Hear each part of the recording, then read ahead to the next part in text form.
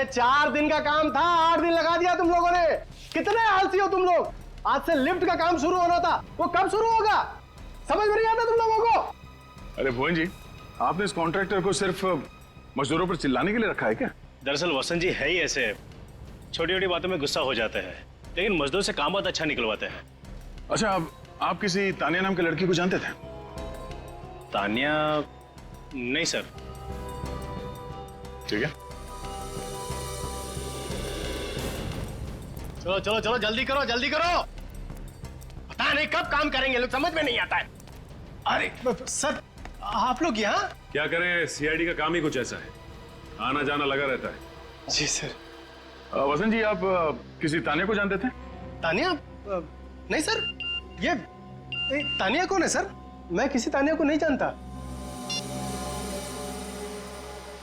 इसके गले की हड्डी में मुझे खूनी के हाथ के अंगूठे का नाखून मिला है। वसंत जी, आपके हाथ का ये अंगूठा बचपन से ऐसे ही है या किसी के साथ हाथापाई करते हुए ये नाखून टूट गया? नहीं सर, ये क्या है कि हाँ, वो मेरी गाड़ी का टायर बदलते वक्त मेरा अंगूठा उसमें फंस गया था, तो मेरा ये नाखून टूट गया सर। गाड़ी का टायर बदल रहे थे या तानिया का गला दबा रहे थे? हा? सर वो सर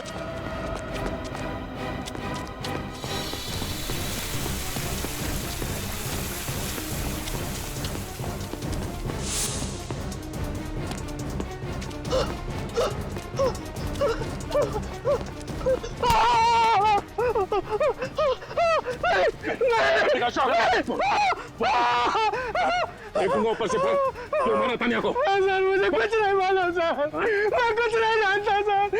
इसने क्या नहीं सर।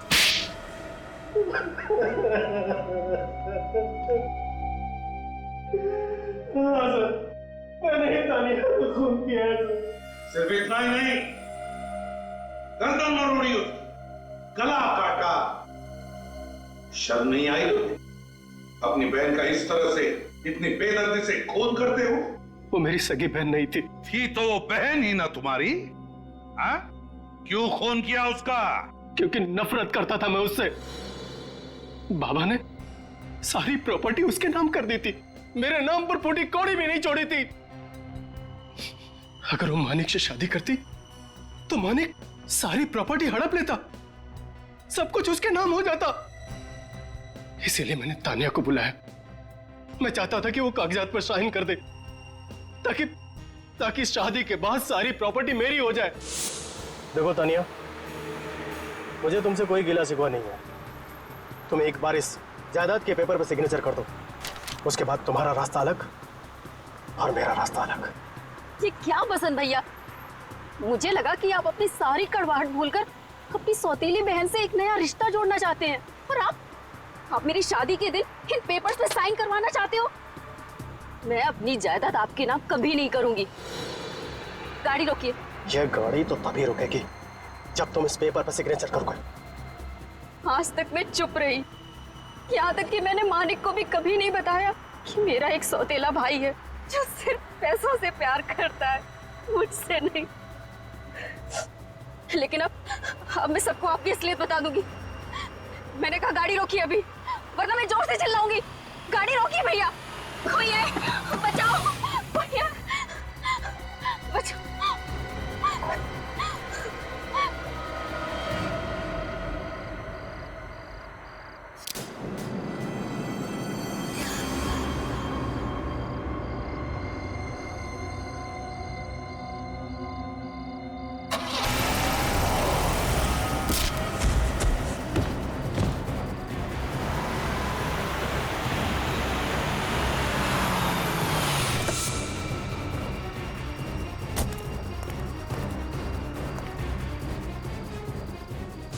हाँ सोहन, साइड पे आ जा। जल्दी कर जल्दी कर।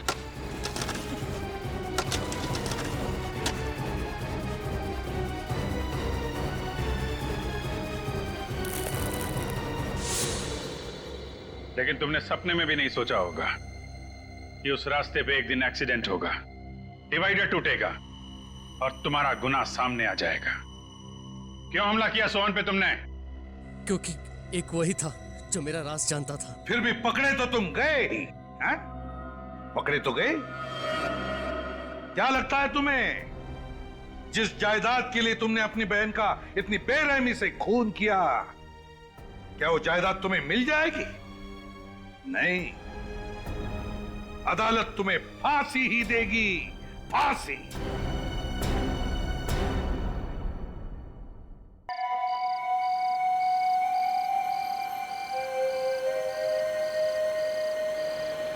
यार मैं मुझे लगता है कि हम रास्ता भूल के कहीं आगे तो नहीं निकल गए हैं यार। अरे यार नक्श, मैं देखो पहले ही बोला था तो कॉल करके पूछ ले।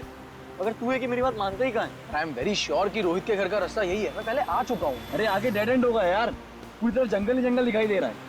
अब क्या करें? तू एक काम कर, ये मोबाइल ले और इसमें चेक कर जीपीएस में हम एग्जैक्टली कौन सी जगह है। हाँ? अरे नक्श, ये तो केजपाल रोड है यार। केजपाल रोड? पर रोहित के घर के जाते समय तो केजपाल रोड आती ही नहीं थी।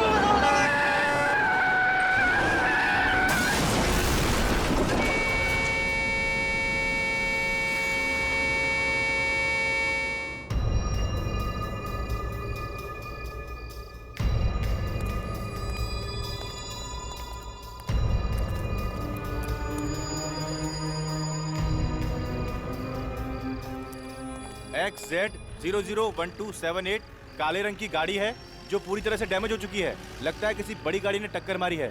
दोनों लड़के काफी जख्मी हो चुके हैं, बचने की कोई उम्मीद नहीं है। हम इन्हें हॉस्पिटल ले जाने की कोशिश कर रहे हैं। गाड़ी तो करके ले जाओ।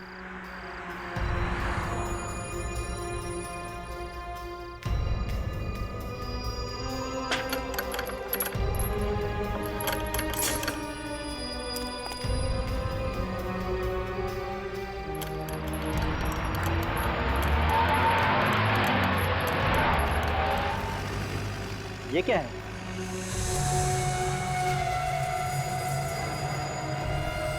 नहीं, ये तो किसी का कंकाल है। इसका मतलब इस डिवाइडर के अंदर किसी की लाश दफनाई गई है।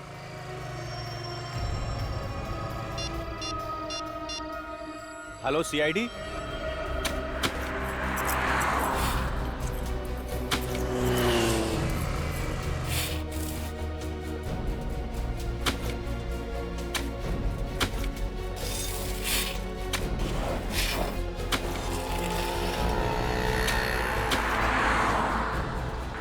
किसी ने सोचा भी नहीं होगा कि यहाँ पर एक एक्सीडेंट होगा और इस डिवाइडर से कंकाल बाहर निकलेगा।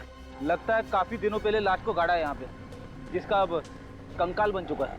सर, खूनी ने लाश को इस जगह ठिकाने लगाने का सोचा कैसे? उसने सोचा होगा कि कोई ये डिवाइडर तोड़ेगा नहीं और किसी को ये कंकाल मिलेगा नहीं। एक काम करो, आप लोग आ जाओ, आ जाओ।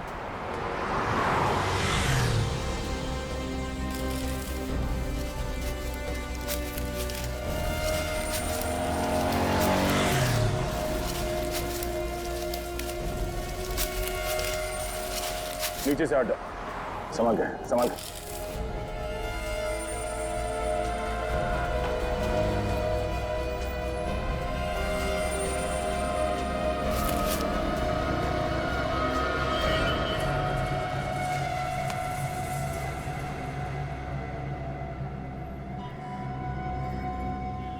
कंकाल किसी औरत की लगती है।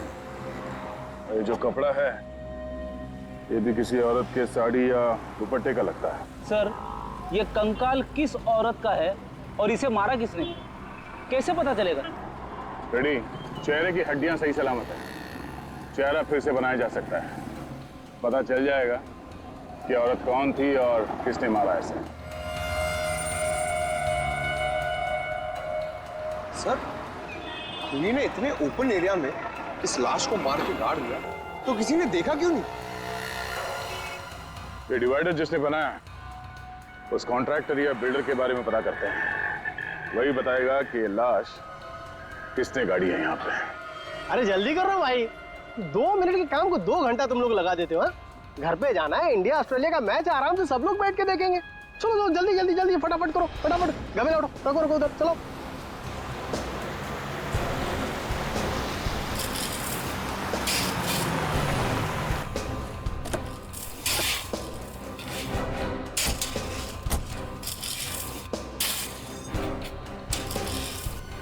सुनो, ओ भाई साहब, मालिक कौन है यहाँ पे? मालिक कौन है इस बिल्डिंग का?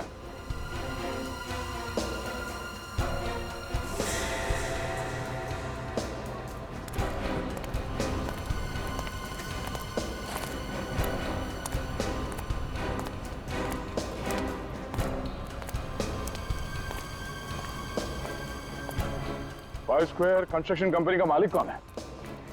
जी मैं हूँ, बोलिए। केजपाल रोड पे जो डिवाइडर बना है वो आप ही ने बनाया? जी हाँ, लेकिन आप लोग है कौन और इतने सारे सवाल क्यों पूछ रहे हो? सीआईडी? देखिए सर, हमने कोई गलती नहीं की है। इनफैक्ट डिवाइडर बनाने के लिए जो मटेरियल यूज किया है वो भी A1 क्वालिटी का है। सच कह रहा हूँ, हमने कोई लापरवाही नहीं की है। कोई लापरवाही नहीं की आपने? एक औरत की लाश गाड़ी है डिवाइडर के अंदर आपने। औरत की लाश?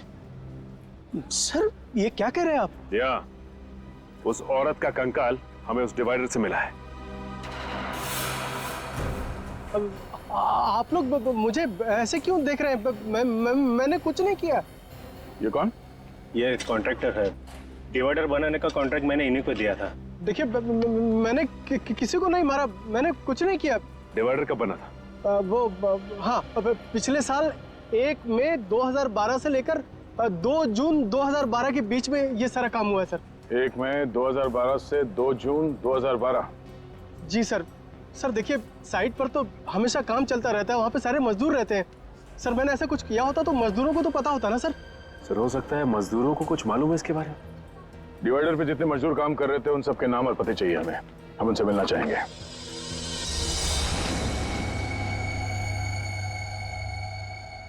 सर ये वो जगह है जहां पे हमें कंकाल मिला। ऐसा लगता है कि खूनी ने उसे मारा कहीं और है और लाश को ठिकाने लगाने के लिए वहां पे ले आया और डिवाइडर के नीचे गाड़ दिया। हाँ? और उस वक्त खेजपाल रोड पर डिवाइडर का काम चालू था, जो खूनी अच्छी तरह से जानता होगा। बस उसी का फायदा उठाकर उसने उस लाश को वहीं पे गाड़ दिया। और सर ये काम एक आदमी का तो हो नहीं सकता, और भी लोग शामिल होंगे इसमें। हाँ हो सकता है, लेकिन इतना सब कुछ हुआ, किसी ने देखा कैसे नहीं? सर जो स्केलेटन हमें मिला था यहाँ खेजपाल रोड पर, ये रोड आगे जाके 2 हिस्सों में बढ़ जाती है। एक रोड जाती है ये मैरिज हॉल की तरफ और दूसरी रोड यहाँ आती है जंगल की तरफ। सर जंगल की तरफ? खूनी ने लाश को जंगल में क्यों नहीं छुपाया? वहां तो आसानी से ठिकाने लगा सकता था सर। हाँ अभिजीत, मगर कभी कभी जंगल में भी तो काम चलता है, लकड़ी तोड़का वगैरह कुछ। हो सकता है उस वक्त ये काम चल रहा था, इसलिए खूनी की हिम्मत नहीं हुई। सर 1 मई 2012 से लेके 2 जून 2012 तक 9 औरतों के गायब होने की रिपोर्ट दर्ज करी गई है। ठीक है, तो सर उनमें से 6 औरतों को ढूंढ लिया गया था। 2 की मौत हो चुकी थी, एक औरत मिल तो गई है लेकिन वो घर वापस नहीं जाना चाहती थी। इसका मतलब है इस औरत का मिसिंग रिपोर्ट दर्ज किया नहीं गया। क्यों नहीं किया गया? सर हो सकता है इसके परिवार में कोई हो ही ना। हो सकता है सचिन, हो सकता है, लेकिन और भी तो कुछ वजह हो सकती है। एक काम करते हैं, फॉरेस्ट डिपार्टमेंट से पता लगाओ 1 मई 2012 और 2 जून 2012 के बीच क्या जंगल में कुछ काम चल रहा था क्या? और फिर ये कॉन्ट्रैक्टर्स वसंत और भुवन, इन्होंने जो डिवाइडर पर काम करने वाले मजदूरों के नाम दिए ना, उन सभी मजदूरों को ब्यूरो में बुला लेते हैं।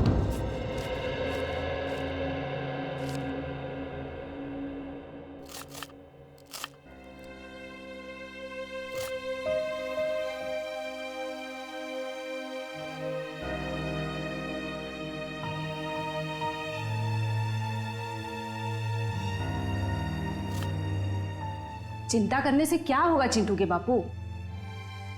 कैसे ना करूं, चिंटू की स्कूल की फीस भरनी है। अच्छा ये बताओ अब तक कितना जमा हुए हैं? क्या जमा हुए हैं? सिर्फ 1500 रुपये बचा पाया हूं मैं।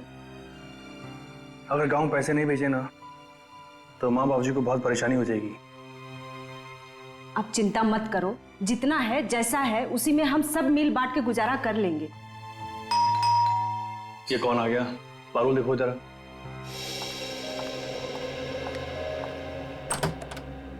भाभी नमस्ते। नमस्ते, आइए।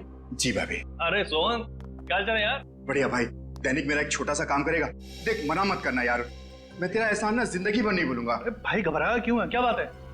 बाबू जरा देखो चिंटू को, बैठ पहले। देख, बैठने का टाइम नहीं है, मैं ना कुछ दिनों के लिए, मतलब कुछ सप्ताह के लिए घर जा रहा हूँ। तो ये मेरा ब्रीफकेस कुछ दिनों के लिए अपने घर संभाल के रख लेगा? भाई रख लूंगा, पर इसमें है क्या? घरेलू सामान है यार। कहीं फंसवाने का सामान तो नहीं है?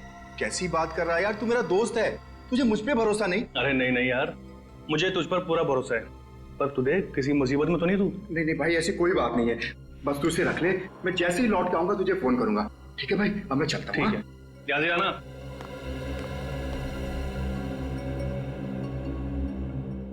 ये ब्रीफकेस कैसा है? अरे सोन का है, रखने को दे गया, तो ना उससे ना अचानक गांव जाना पड़ा। बोल रहा था जैसे गांव से आएगा लेके जाएगा। अच्छा, ये फोन किसका आ गया? हेलो, जी हाँ मैं दैनिक बोल रहा हूँ। क्या? बताओ, केशपाल रोड पे जो नया डिवाइडर बना, उसका काम कितने दिनों तक चल रहा था? 1 महीना। 1 महीना? मगर साहब, हम लोग ने किसी का खून नहीं किया, हम लोग खूनी नहीं मजदूर हैं। वसंत सेठ, अरे आप कुछ बोलिए ना। अब इसमें मैं क्या बोलूं? डिवाइडर के नीचे लाश मिली है, तो सीआईडी तो पूछताछ करेगी। देखिए सर, हमारा 3-4 साइट पे एक साथ काम चलता रहता है। अब हमारे पीठ पीछे ये लोग क्या करते हैं हमें कैसे पता होगा? हाँ, मगर इनमें से किसी को तो पता होगा। उसी ने उस लाश को दफनाया है उस डिवाइडर के नीचे। नहीं सर, ये हमने नहीं दफनाई, ये काम किसी और का होगा। किसी और का काम है तो तुम लोगों ने उस गुनहगार को देखा कैसे नहीं? तुम सबकी नजरें बचा के एक आदमी वहां पे लाश काट जाता है और किसी को कुछ पता नहीं चलता।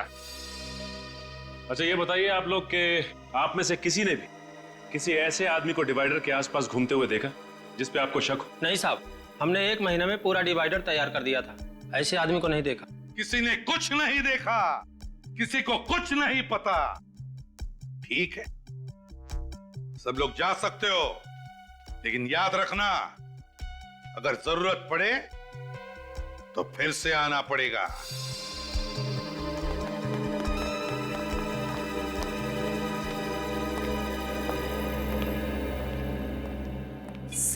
सर, आपने इन लोग को जाने क्यों दिया? मुझे मौका देते ना, 2 मिनट में इन लोग से संबंध निकलवा लेता। पंकज जी, आपको मौका मिलेगा, शांत हो जाइए। हाँ पूर्वी? सर, वो दैनिक नाम का मजदूर कुछ ज्यादा ही परेशान लग रहा है। दैनिक? सर, चेहरे का रंग उड़ा उड़ा लग रहा था कुछ छुपा रहा है। हाँ अभिजीत, मुझे भी गड़बड़ लग रहा है वो। इन सभी लोगों पर नजर रखो, ये कॉन्ट्रैक्टर्स भी और मजदूर भी, और खास करके वो दैनिक।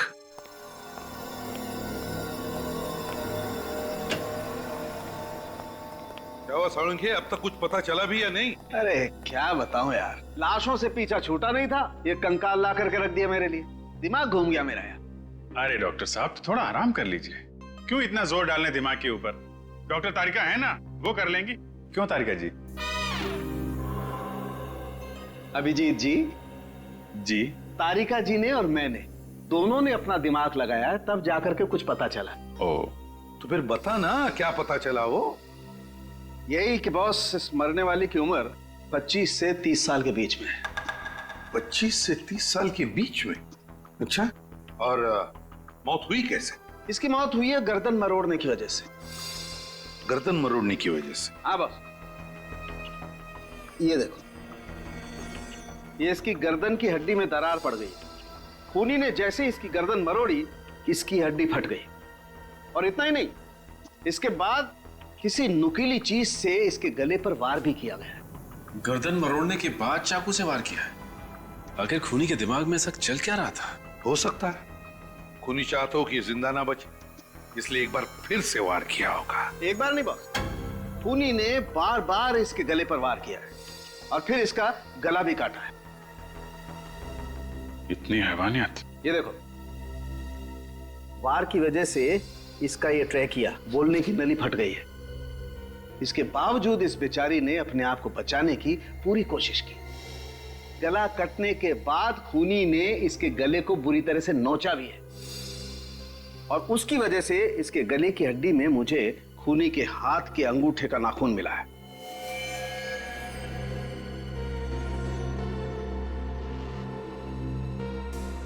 तो फिर अभिजीत, शायद खूनी के हाथ के अंगूठे में नाखून ही ना हो।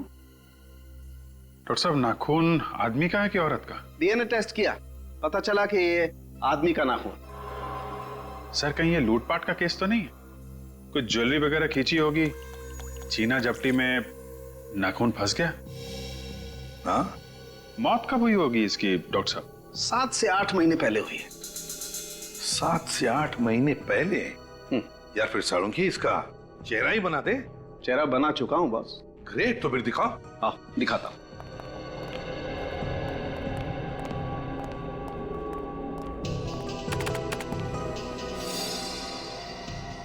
सर, सर इस कंकाल पर से ये जो कपड़ा मिला है, ये एक महंगे सिल्क का कपड़ा है। ये देखिए। महंगा सिल्क? जी सर, पटोला सिल्क। और इस पर जो कढ़ाई की गई है वो मशीन से नहीं बल्कि हाथ से की गई है। अच्छा सर, पटोला सिल्क पे हाथ से कढ़ाई का काम, ये तो ज्यादातर गुजरात के पाटन जिले में होता है। तो एक काम करो अभिजीत, गुजरात के पाटन में जा, पता लगा कि कढ़ाई का काम किस कारखाने में हुआ है, और वहीं पर इस लड़की का फोटो भी दिखाओ। शायद उस लड़की के बारे में कुछ पता चल जाए।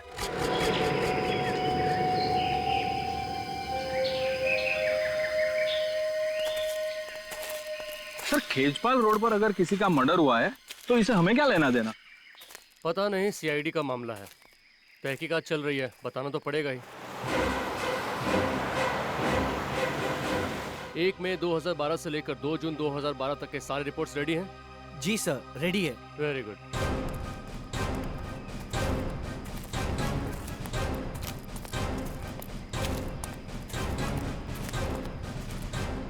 नमस्कार सर, मेरा नाम अमय और ये हमारे head of the department mister Chandar.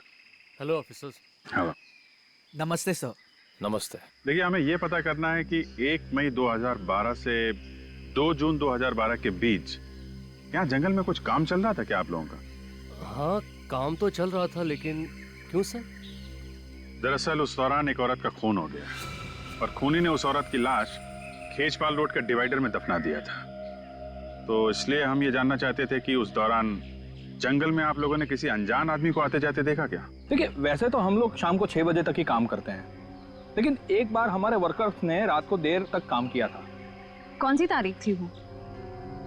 शायद 1 जून थी, और उस रात हम लोग सारे पेड़ों की मार्किंग कर रहे थे। उस रात आपने किसी ऐसे आदमी को देखा हो यहाँ पे घूमते फिरते, जिस पे आपको शक हो?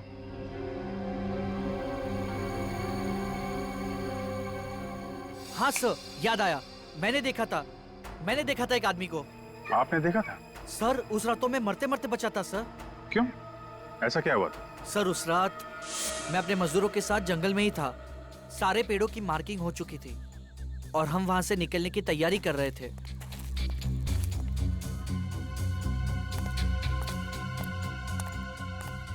अचानक एक तेज गाड़ी आई और उसने मुझे टक्कर मारी। मैं उठता उससे पहले तो गाड़ी रिवर्स मार चुकी थी और बहुत स्पीड से मेरे बाजू से चली गई और वो अपनी गाड़ी लेके भाग गया। कितने बजे की बात है ये? लगभग 9 साढ़े 9 बजे होंगे। मतलब वो खूनी ही था, यहाँ पे लाश ठिकाने लगाने आया था, जंगल में काम चलता देख वापस भाग गया और खेजपाल रोड के डिवाइडर में लाश गाड़ दी। ये डिवाइडर वाले मजदूर कुछ छुपा रहे हैं।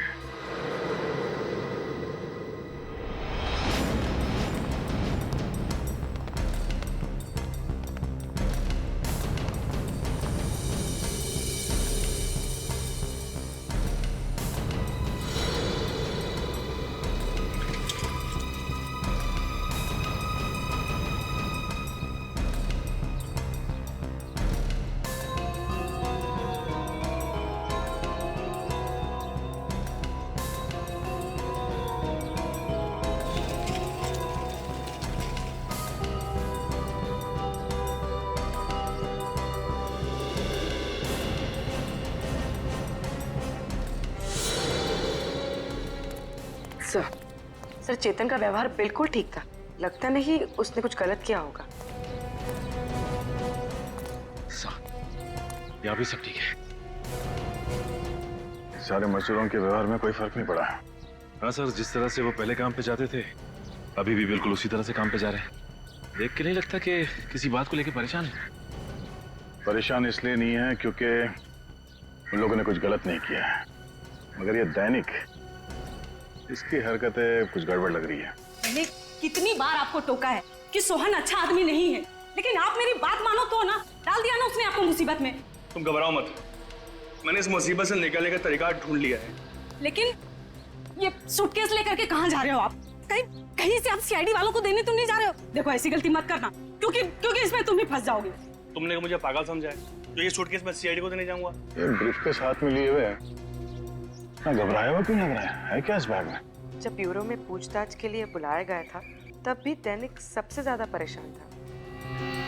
अरे लेकिन कहाँ जा रहे हो? कुछ तो बता के जाओ। आके बताता हूँ। अरे ये खाना तो ले जाओ। मुझे तो लगता है कि इसे कंकाल के बारे में जरूर कुछ मालूम है। हो सकता है, चलो चल के देखते हैं कि जाता कहाँ पर है ये।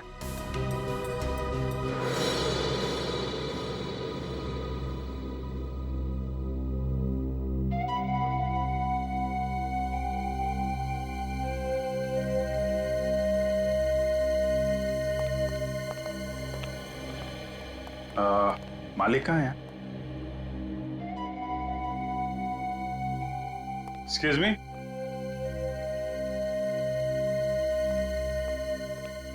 आप मालिक हैं यहाँ के? जी हाँ सर। डिजाइन देके बताएंगे आपके यहाँ तैयार की गई थी? सर डिजाइन के बारे में तो नहीं बता सकते, इस तरीके का मटेरियल सिर्फ हम ही लोग यूज करते हैं सर। साला बहन जरा ये देख के बताइए। जी सर, ये हमारे यहाँ का डिजाइन है और पिछले साल इस डिजाइन की हमने 2 साड़ियाँ तैयार की थी। ये साड़ियाँ किसके लिए तैयार की थी आपने? पर आप लोग हैं कौन और ये क्यों पूछ रहे हैं सर? हम सीआईडी से। देखिए घबराइए मत, एक केस के सिलसिले में हम लोग तहकीकात कर रहे हैं। हमें एक औरत का कंकाल मिला और उस कंकाल के ऊपर ये साड़ी का टुकड़ा था। तो आप प्लीज जरा बताएंगे किसको बेची थी आपने साड़ी? Sir 2 minute.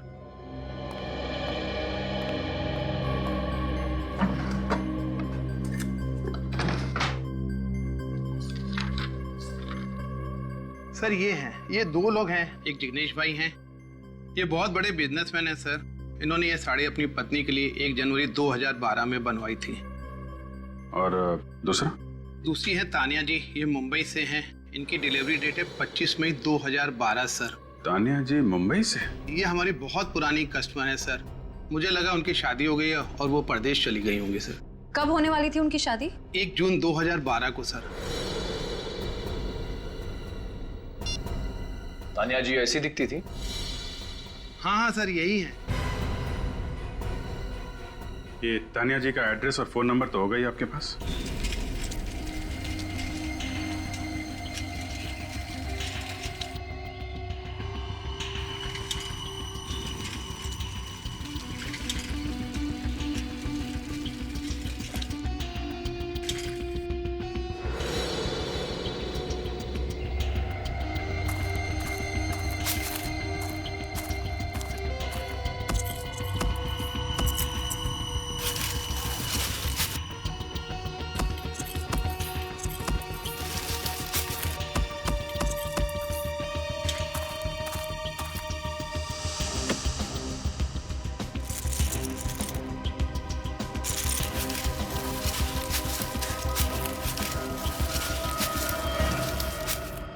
दैनिक साहब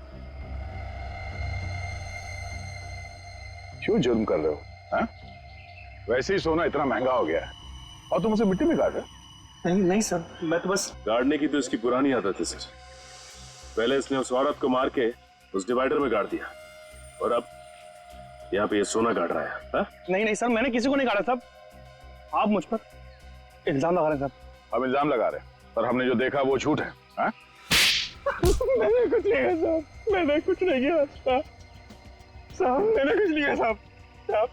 तानिया को जानते हो? साहब मैं नहीं जानता साहब, तानिया कौन है? सर इसमें बहुत ही महंगे रत्न जड़े हुए, किसी दुल्हन के लगते। बोल दैनिक, किसके गहने हैं ये? साहब मैं नहीं जानता साहब। तो जरूर तूने चोरी की है या फिर खून किया होगा। नहीं सर, साहब नहीं साहब, मैंने किसी को नहीं मारा साहब, और नहीं मैंने चोरी की साहब। मैं तो सिर्फ साहब अपने आप को बचाना चाहता है साहब। बचाना चाहते थे? किससे? आप लोगों ने साहब, कहीं मैं पीले मुझे फंस न जाऊं साहब। सब कसम से बोला साहब, ये ब्रीफकेस साहब मेरा नहीं साहब। किसका है? सोहन का साहब, उसने मुझे ब्रीफकेस संभालने को दिया था साहब। मुझे उस समय बिल्कुल पता नहीं था साहब इसमें क्या है। कौन है ये सोहन? मेरा दोस्त। 2 दिन के लिए साहब मुझे गांव जाना था, 30 मई से 1 जून। सब उन 2 दिनों में उसने मेरी जगह पर डिवाइडर कंस्ट्रक्शन साइट पे काम किया। सोचा मैं वापस आया ना, उसका रवैया कुछ अलग सा था साहब। मैंने बहुत पूछने की कोशिश की साहब, लेकिन उसने मुझे कुछ नहीं बताया साहब। ये ब्रीफकेस तुम्हें सोहन ने दिया कब? साहब उस दिन जिस दिन आपने मुझे सीआईडी ब्यूरो को फोन किया था साहब, मैं बहुत डर गया था साहब, इसलिए मैं घर आया और मैंने इस ब्रीफकेस का ताला तोड़ा साहब। और जब तुम्हें पता चला कि बिना बताए सोहन ने तुम्हें ये महंगे गहने रखने के लिए दिए हैं, तो तुम्हें शक हुआ उस पर? हाँ साहब। ये सोहन कहाँ है? साहब बोल कर गया था मुझे कि वो अपने गाँव जा रहा साहब, मंगोली साहब। सर इसका मतलब तानिया के खून में सोहन का हाथ है? बिल्कुल सोहन का ही हाथ है, तभी तो वो गांव भाग गया। मंगोली चल के छानबीन करते हैं, इसे हिरासत में ले लो। देखो लाइट का स्विच कहाँ है?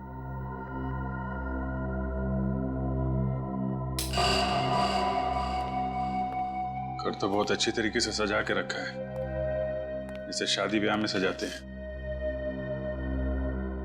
लेकिन फूल मुरझा गए। सर लगता है ये सारी सजावट तानिया की शादी के लिए की गई थी। सर 1 जून 2012 के बाद लगता नहीं है इस घर में कोई आया है। शादी के दिन ही बेचारी का खून हो गया क्या? मगर सर तानिया के गायब होने की रिपोर्ट किसी ने लिखवाई क्यों नहीं? पड़ोसी कह रहे थे कि वो यहाँ अकेली रहती थी, शायद उसकी फैमिली में भी कोई नहीं होगा। सर घर को अच्छी तरीके से चेक करो, देखो कुछ काम का मिलता है क्या। सर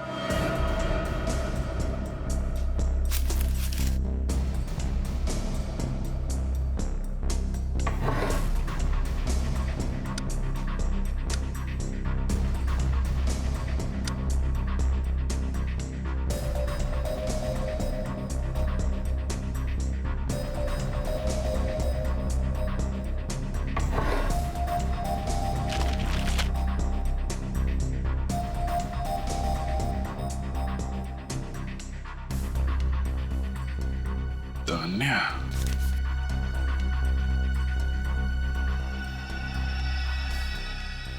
सर कुछ मिला क्या? हाँ सर, तानिया की शादी का कार्ड। हाँ, Tanya weds Manik, 1 June 2012, Shubhangi banquet hall, Khechpal road. Sir मतलब आपका शक सही निकला। तानिया जी शादी के लिए मैरिज हॉल निकली, लेकिन रास्ते में किसी ने उनका खून कर दिया। तान्या वेट्स मानिक, इस मानिक को ब्यूरो में बुलवाओ, वही बताएगा 1 जून 2012 को क्या हुआ था तान्या के साथ।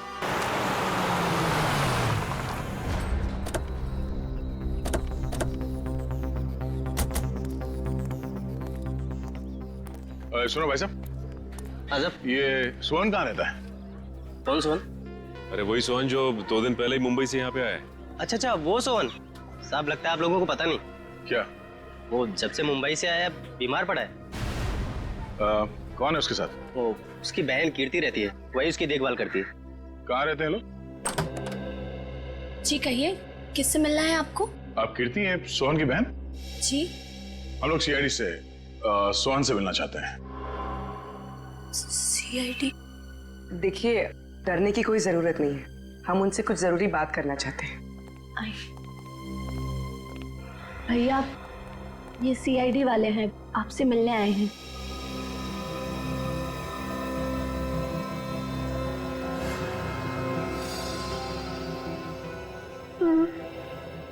आप लोग भैया से क्या पूछना चाहते हैं? दरअसल ये तो अब बोल भी नहीं पा रहे। क्या हुआ?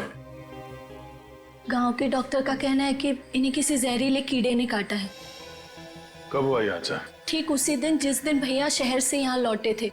यहाँ लौटते ही वो खेत में किसी से मिलने गए और आने के बाद उन्हें बुखार आ गया। बस तभी से भैया ना बोल पा रहे और ना चल पा रहे। और गांव के डॉक्टर का कहना है कि भैया आप कभी नहीं बोल पाएंगे। सर लेकिन मेरे भैया ने किया क्या है?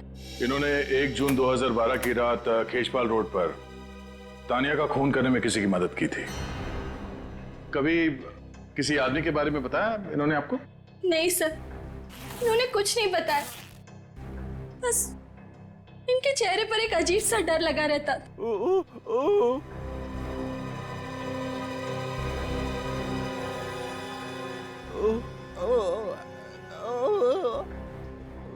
क्या? सर ये अपनी अपनी बहन की तरफ इशारा कर रहा है। कीर्ति? कीर्ति ने कुछ किया है? देखो सोहन, तुम क्या कहना चाहते हो कुछ समझ में नहीं आ रहा है। क्या? हाँ?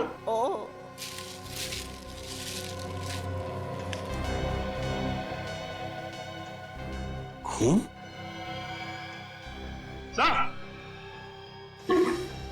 हाँ सचिन, ये देखिए सर, सोहन के बैग में से एक कार्ड मिला है और इस पे खून लगा हुआ है। समाज सेवा समिति के कार्यक्रम का ये वीवीआईपी पास है जो 1 जून 2012 को आयोजित किया गया था। कार्यक्रम के मुख्य अतिथि का पास है ये। वैसे कहीं ये जो खून लगा है ये तानिया का तो नहीं? हो सकता है। अगर ये वीवीआईपी पास सोहन के बैग में था, इसका मतलब ये जरूर उस चीफ गेस्ट को जानता था। और ये पास उसने किसी खास वजह से संभाल के रखा था अपने पास। एक काम करते हैं, जिन लोगों ने इस कार्यक्रम का आयोजन किया है उनसे जाके मिलते हैं। वहीं से पता चल जाएगा कार्ड पे लगे इस खून का राज।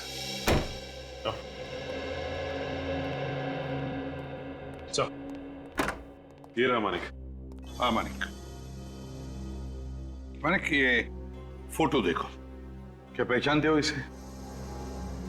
ये तो तानिया सर, इससे मेरी शादी होने वाली थी सर। हाँ, तानिया ही है। मेरा मतलब है तानिया ही थी। जहां पर तुम्हारी शादी होने वाली थी बस बिल्कुल वहीं से कुछ ही दूरी पर हमें तानिया का ये कंकाल मिला। क्या? ये नहीं हो सकता सर। ऐसा हुआ है मानिक जी, किसी ने तानिया को शादी के जोड़े में ही मार दिया और फिर उसे जमीन में गाड़ दिया। किसने मारा मेरी तानिया को? शायद आपने। मैं क्यों मारूंगा? तो फिर तानिया के गायब होने के बाद आपने एफआईआर क्यों नहीं लिखवाई? उसे ढूंढने की कोशिश क्यों नहीं की आपने? सर मैंने बहुत ढूंढने की कोशिश की थी, मगर जब वो शुभांगी हॉल नहीं आई तो मैं समझ गया कि उसने शादी का इरादा बदल दिया है सर। और मुझे बहुत दुख हुआ जब उसने उसके बाद एक बार भी मुझे फोन नहीं किया। तो तुम फोन कर लेते उसे? सर मैंने बहुत कोशिश की थी फोन करने की, मगर फोन स्विच ऑफ था। तो मुझे पता था कि उसके कुछ रिश्तेदार हमारी शादी के खिलाफ थे सर। तानिया बहुत डरती थी उनसे और हमेशा कहती थी कि उसके रिश्तेदार बहुत खतरनाक और बहुत पावरफुल लोग हैं। जब वो मंडप नहीं पहुंची तो मेरे परिवार वाले भी बहुत गुस्सा हो गए और मैं समझ गया सर कि उसने अपने रिश्तेदारों के डर से ही मुझे धोखा दे दिया। है कौन ये रिश्तेदार? कभी तानिया ने उनका नाम बताया तुम्हें? नहीं सर, उनसे कभी उसने मिलने ही नहीं दिया। तानिया के माता पिता से क्यों नहीं बात की तुमने? तानिया के माँ बाप नहीं है सर। तानिया से आखिरी बार कब बात हुई थी आपकी उस दिन? ये कोई 8:30 बजे सर, जब वो ब्यूटी पार्लर से मैरिज हॉल के लिए निकली थी। मतलब जो कुछ भी हुआ है ब्यूटी पार्लर और उस मैरिज हॉल के बीच में हुआ है। शुभांगी हॉल तो खेजपाल रोड पे है ना? जी सर। तो जब आप उस दिन वहां पे गए तो क्या उस रोड पे डिवाइडर का काम चल रहा था क्या? जी सर, चल रहा था। वहां पे किसी को देखा था आपने? नहीं सर, कोई भी नहीं था वहां। किसी को भी नहीं देखा। ठीक है, जा सकते हो तुम। जी सर।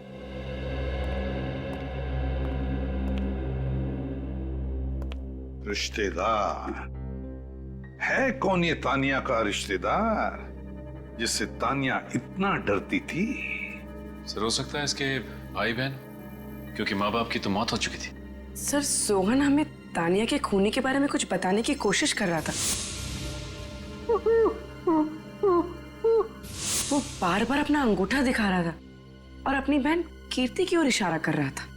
पता लगाओ, इस तानिया का कोई भाई है क्या?